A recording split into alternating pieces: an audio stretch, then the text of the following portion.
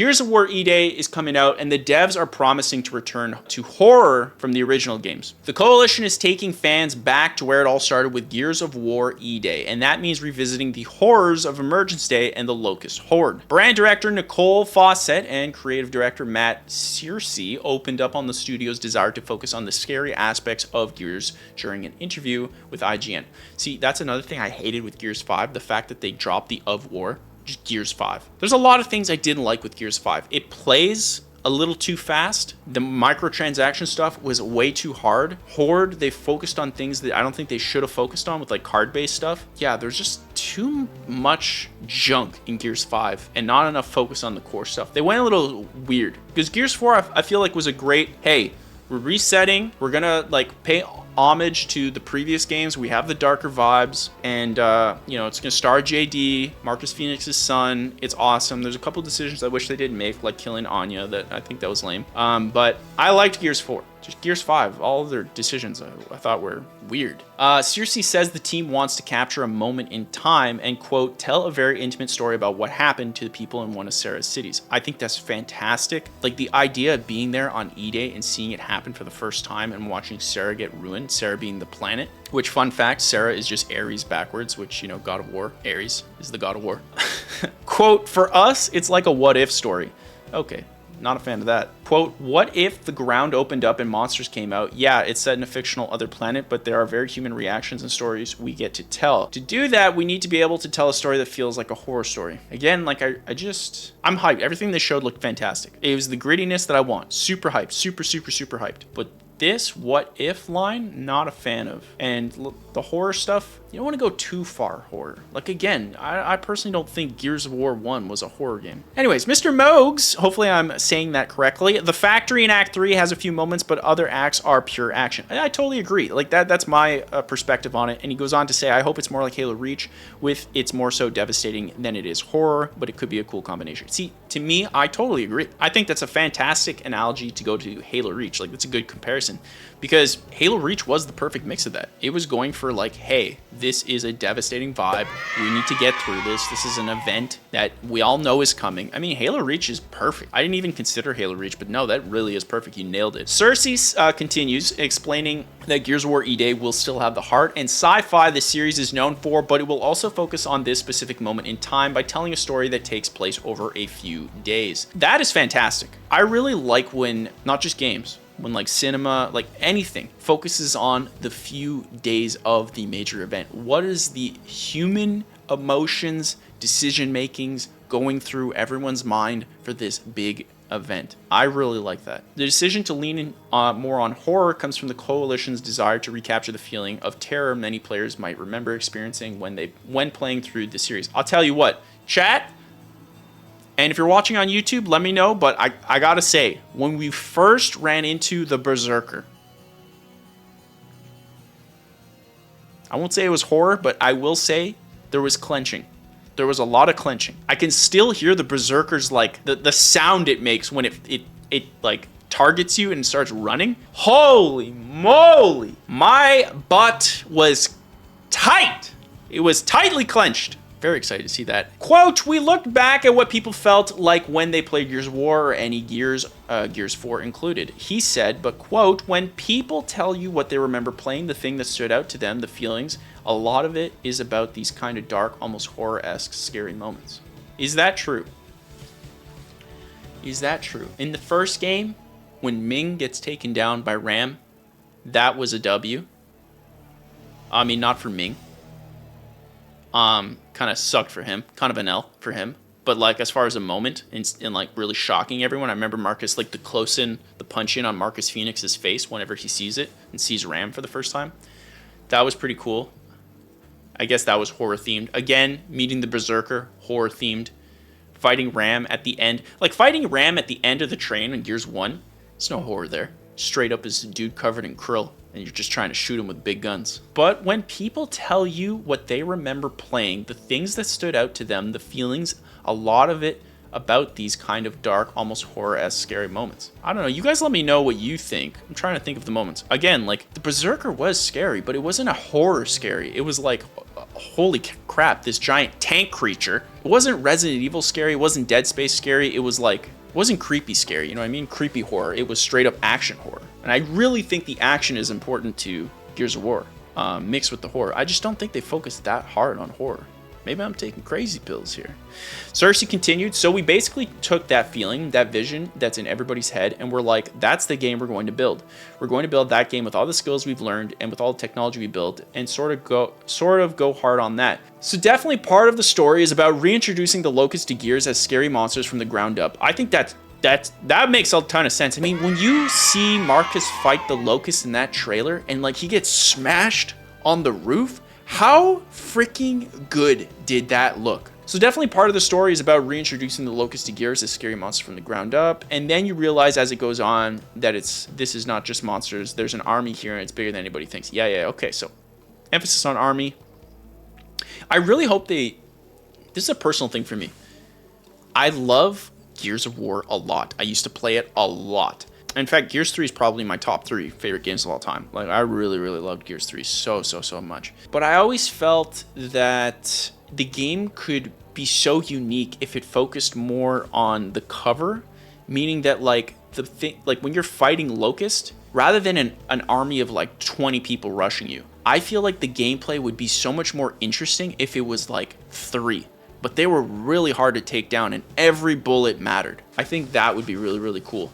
But yet they've never done that. And that goes for the multiplayer too. I always thought in Gears of War multiplayer, a search and destroy bomb mode, similar to Counter-Strike, Valorant, all that stuff, where it's just like attackers and defenders, one has to plant a bomb. With a cover-based system, I thought it was phenomenal. And we'll touch on the multiplayer in a second because I have something queued up here to show you why I think the multiplayer needs to change a bit, but we'll touch on that in a second. Fawcett elaborated on how new technology is allowing the Coalition to present the Locust in new horrifying ways. Yeah, I bet. Quote, through Unreal Engine 5, we can now show the Locust at the visual fidelity that is believable as scary creatures from the subterranean. Dude, Locust on Unreal Engine 5. Apparently the whole trailer, to my knowledge, was made in Unreal Engine 5. They did a great job with that Locust drone. Quote, and so, like you saw in the trailer, we're really kind of leaning into those horror vibes as fans remember it and as time has moved on. What was scary in 2006 is very different than 2024. Well, that's true. AI is freaking scary, chat. They're sort of just doubling down on how people remember how they feel about it. Why E-Day? Because it's freaking awesome. That's why. E-Day is detouring away from storylines of Gears of War 4 and 5, but as the Coalition explained in Xbox Wire post, they won't be abandoning the era of Gears saga forever. Dude, if Gears E-Day hits, does anyone want to go back to 6?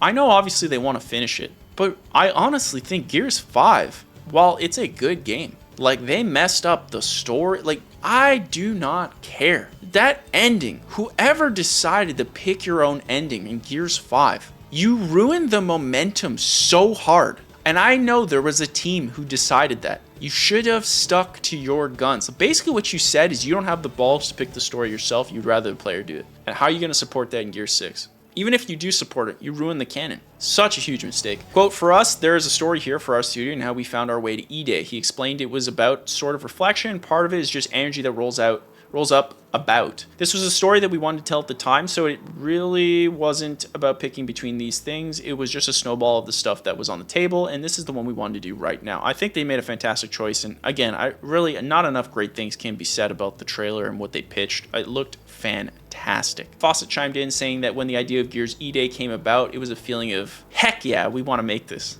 Cersei continued, quote, we love those characters, and like I said, it's really nice to have a franchise where we can tell stories of different places, where at Gears 4 and 5, we tell these stories and tactics. Dude, Tactics was super underrated. Why that game didn't get as much love as it deserved? Tactics was phenomenal. Heck, I might even play Tactics right now. I kind of want to play Tactics right now. Not enough love is given on Gears Tactics. Gears Tactics is so good, I immediately was like, give me a Halo Tactics. Heck, give me a Forza Tactics. Don't even know what that would be, but give it to me. Fable Tactics? Dude, just give me more. Give me a Gears Tactics 2.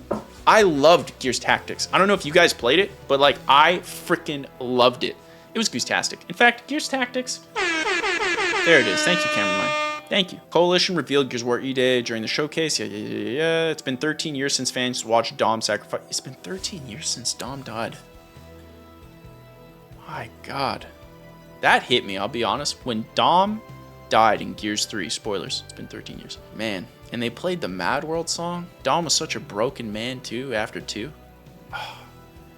That's what I really, really miss. If I'm being honest with you guys, I miss these huge AAA games that took their characters and their story seriously. I feel like that's personally missing in a lot of AAA games these days, where it's like, yeah, the story's whatever, the characters are whatever. Like, you built up to Gears 3 with Dom, Marcus, Anya, Baird, Cole, everyone.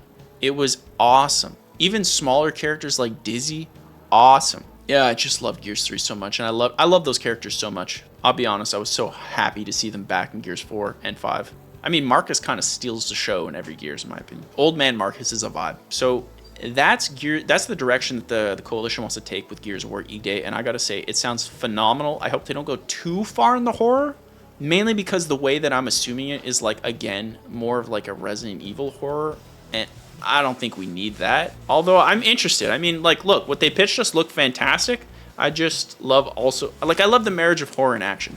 I'm sure it's going to be like that. I think it's just for marketing. They're pushing on the horror aspect. But what about the multiplayer? This is Gears of War multiplayer. This is pretty much what it's always been, and it's only gotten worse as time has gone on, quite frankly. I love Gears of War multiplayer. Like I said, I used to play a religious amount of Gears 1, a religious amount of Gears 2. I tried going MLG in Gears 2. I was a wall-bouncing menace. And what you're seeing right here is what players do. This is Gears of War 5, aka known Gears 5. I don't know why they got the of War, but they did. And what you're seeing here is what's called wall bouncing. Essentially what it means is, like, you go into cover and then cancel out of it to essentially do these kind of fake strafes, so that way you throw your opponent off so that you can outshoot them, specifically with the shotgun, which is a primary weapon you spawn with. And so what I said about this is, I never really heard many people talk about it, but what I was saying is, I love wall bouncing, but in my opinion, it's one of the main reasons Gears of War multiplayer stayed the size that it is. I guarantee you there's a huge number of people who never came back to the game after getting wall bounce and jibbed. Jibbed is essentially like when I shoot you with a shotgun at close range, you explode into a bunch of meat cubes. That's essentially being jibbed. Yeah, I really think Gears of War needs to step away with this, and I think Gears E-Day has a phenomenal opportunity to try to appeal to both the veterans, who definitely love their wall bouncing, but then also appeal to the casuals, because right here, I gotta say, as someone who can wall bounce pretty well, in fact, I'm a menace. I do this to my boys all the time. I'm not this good, for clarity, but I will say, like, it's really, really fun. When you get used to wall bouncing, it is very, very fun. But the problem is, on the other side, it is not fun to be taken down that way. Imagine you're rushing up. You think you got the perfect shotgun, and then bro pulls off this wall bounce 360 no scope of a shoddy. Like, it just doesn't feel good for the player. And so I think with the new horror theme, like bringing it back down to reality, the gritty theme, I really think that the Coalition should try to focus more on a grounded combat system for the multiplayer. Because for me, it's not even for me. I just think a lot of new players aren't playing Gears of War because of how toxic this is. Because here's the thing with Gears of War. Doesn't matter the changes that has been implemented in multiplayer, although I'll say that the best one, in my opinion, probably Gears 3 without the sawed-off shotgun. That thing was a menace. I don't know why they did that, but they did. This is every Gears of War. You spawn, you swap to your shotgun, you rush people, you wall bounce into them, you take a power weapon, and then you basically shoddy and power weapon the whole time. That's just what it is. And Mr. Moog says in the chat, it's the legacy knowledge that will gatekeep the casuals. This is 100% true. And it basically, it's too easy to do once you get the hang of it, but it's too weird to look at for casuals to want to play it. And this is what they need to step away from, because a lot of people see this and just go, this looks stupid. And I agree, it does look stupid. It feels phenomenal to do when you do it, but it does look stupid. And so I mentioned this earlier when we were talking about the Coalition's plans for Gears E-Day, and I gotta say, like, I really think they should go to like a more grounded game that penalizes you for stepping out of cover. Because right here, I mean, he's not even in cover. It's a cover-based shooter. And if you've played Gears multiplayer, you know, nobody's using the cover. They're using cover to wall bounce. That's all they do. Like, I mean, look, show me 1 second he's in cover.